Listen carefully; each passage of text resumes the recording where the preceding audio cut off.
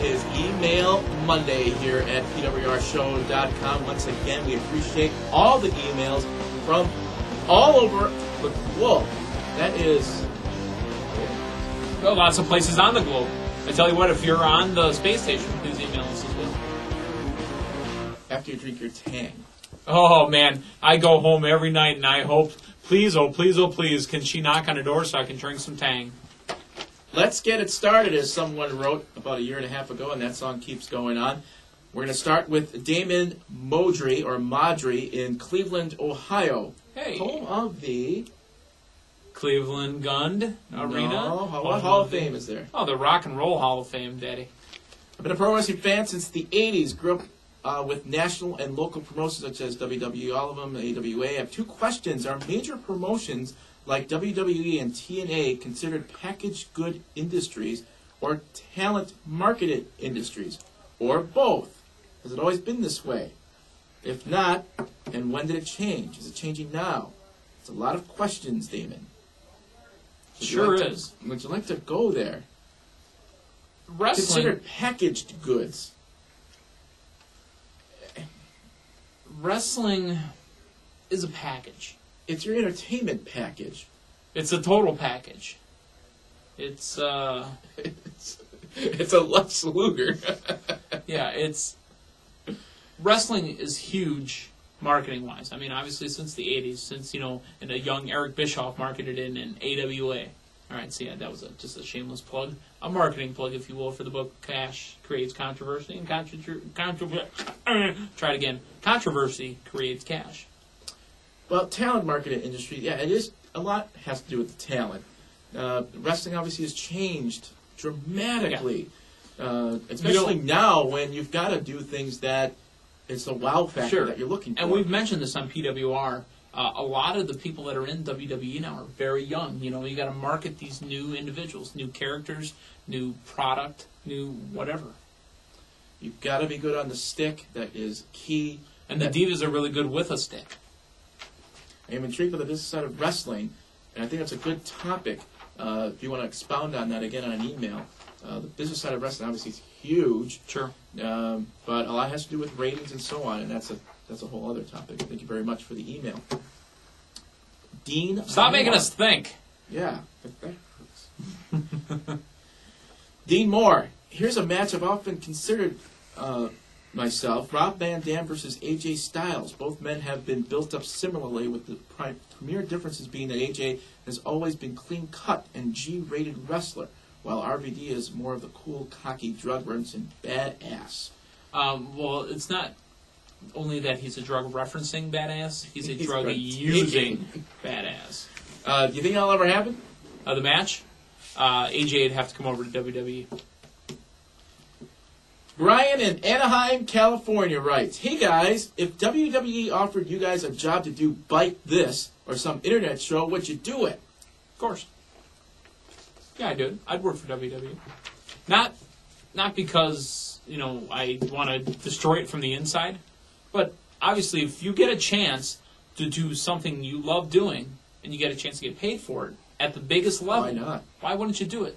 I'd go, and you know what? If I got a chance, because currently I'm not even, spinning records anywhere. I mean, Frank and I, we do a radio sports program, but I always wanted to do music. If somebody offered me a chance to be an on-air disc jockey for a polka station, I'm there. Frankie Yankovic? Frankie Yankovic was big here in Milwaukee. Ferris in Honolulu, the Big Island in Hawaii. Hey, how's it going, everybody at PWR? I watch the show daily. Now, I hope that this question has been been asked. During the Attitude Era of WWFE, I noticed there was a lot of competition among the roster of the WWFE superstars. The foundation was also to crown numerous Triple Crown champions and even Grand Slam champions. This was due to other championships being placed on the line, such as the Hardcore Championships. The Hardcore Championship was never involved in the Grand Slam Championship. Light Heavyweight Championship and European Championship. It would be wise for the WWF today to bring back these titles in order to increase competition among all three brands. The more titles you have, the less special being a title holder is. Exactly. Again, it's a theory that Nelson, as few times as he is right, Nelson has mentioned that it's only special when you only see it once in a while. So, but I would like to see the European or TV title come back in ECW. Zach Warren in Astoria, New York writes, I was wondering if you guys could talk about Lita's last night with the WWE on your next show. I personally thought it was very distasteful and very, very, very disrespectful for anyone, or even for a woman wrestler like Lita. She's done a lot for the company, a lot more than Trish Stratus has done, in my opinion, and I really think that the WWE would be very ashamed of themselves to how they handled the situation. I would say that it was one of the darkest days for me as a wrestling fan, knowing what she has done, and the way that they had her go out was tasteless and undeserving. Just kind of get your thoughts on this. I was a little disturbed, but not maybe as disturbed as you were, Zach, but it was something that you kind of like, well, where are you going with this kind of thing? Because sometimes you don't want to pull the plug or burn bridges or do anything when you're leaving a company, but just her whole attitude was just strange, but we've seen stranger things on TV. What do you think? Lita leaving, again, that was her last match of 2007 in WWE, because she will wrestle again.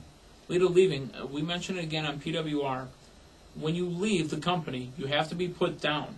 Your character has to be put down. Exactly. Now, obviously, that wasn't her real panties. It wasn't a real T-shirt.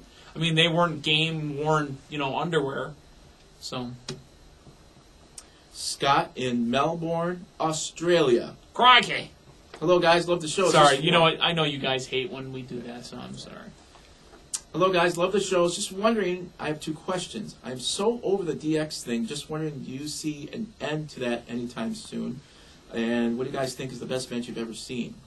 Unfortunately, Holy no. cow. Unfortunately, no. It's not going to be over. Not for a long shot. WrestleMania at the very least.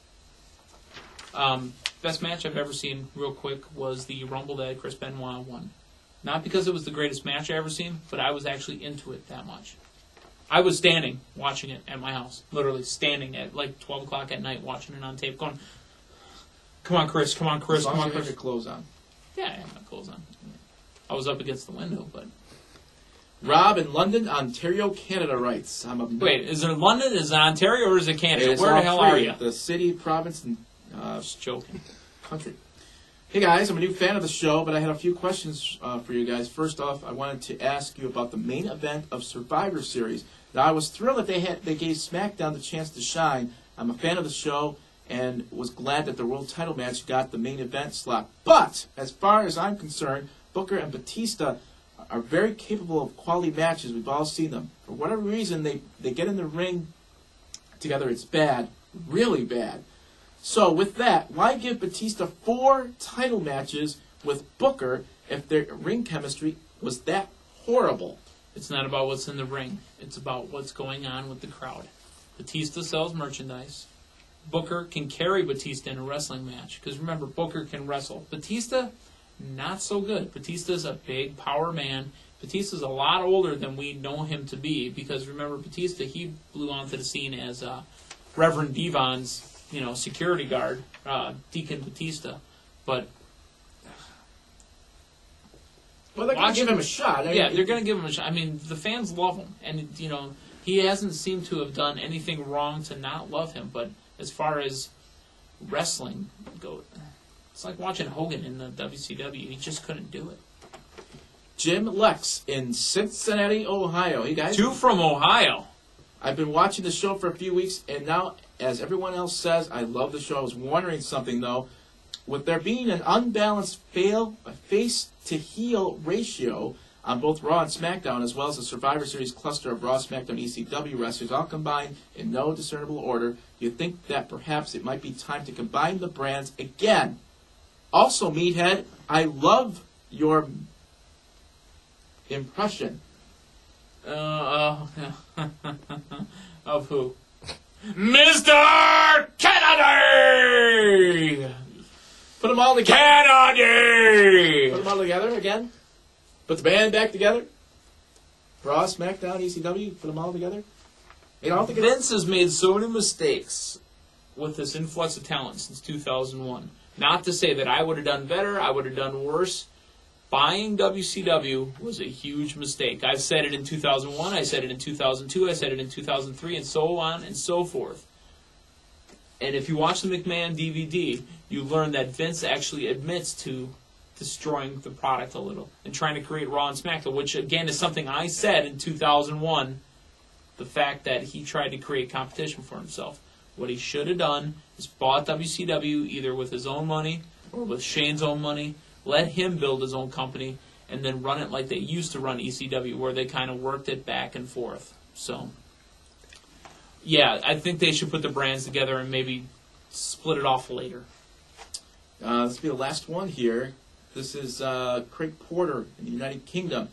Hey guys, loving the show. Do you think that WWE made a wrong move by having... Oh, I get too King. Oh, hell, King Booker! Drop the World Heavyweight Championship in Survivor Series. No, it was perfect. Perfect timing for Batista.